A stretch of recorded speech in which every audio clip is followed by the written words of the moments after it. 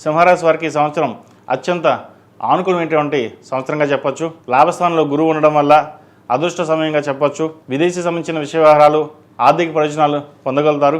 ఊహించిన ధనలాభం కలుగుతుంది.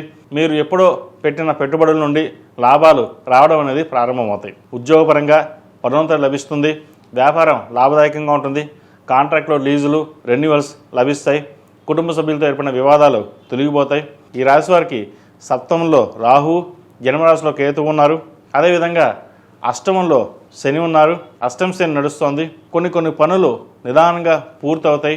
ఏదైనా సమస్యలు ఉన్నట్లయితే ఏకాదశిన గురుగ్రహం వల్ల కొన్ని సమస్యలు ఎదుర్కొన్నప్పటికీ దాన్ని అధిగమించగలుగుతారు. అష్టమ శని యొక్క ప్రభావం ఈ సంవత్సరం ప్రథమార్థంలో అంతగా మీకు కనిపించదు, కానీ ద్వితీయార్థంలో మటుకి చాలా ఇబ్బందికరంగా ఉండే అవకాశాలు గోచరిస్తోంది. వృధా ఖర్చులు పెరగడం, పొదుపు చేసిన డబ్బుని పెద్ద మొత్తంలో ఖర్చు చేయడం ఇటువంటివి జరుగుతుంటాయి. ద్వితీయార్థంలో ఈ రాశివారు చాలా జాగ్రత్తగా ఉండవలసిన సమయంగా చెప్పవచ్చు.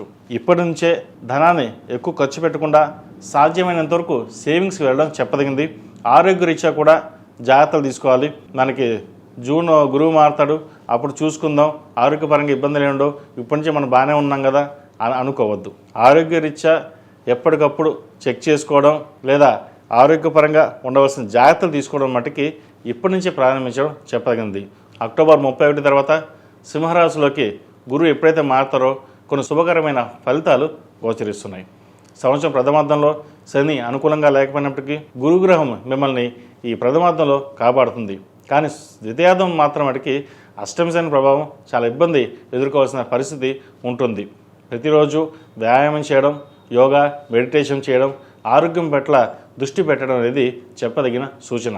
ఈ రాశిలో జన్మించిన విద్యార్థులకు విదేశీ పర్యటనలు ఏవైతే ఉన్నాయో జూన్ 2 తర్వాత ప్రయత్నాలు ప్రారంభించండి, మంచి ఫలితాలు ఉంటాయి. అదేవిధంగా విదేశాల్లో ఉన్నవారికి స్థిరత్వం కోసం ఏర్పాటు చేస్తున్న వారికి చాలా అనుకూలంగా ఉంటుంది. అష్టమ శని నడుస్తుంది, దాని దగ్గర పరిహారాలు చేసుకోండి. నల్ల నువ్వులు, బెల్లం దానంగా ఇవ్వండి.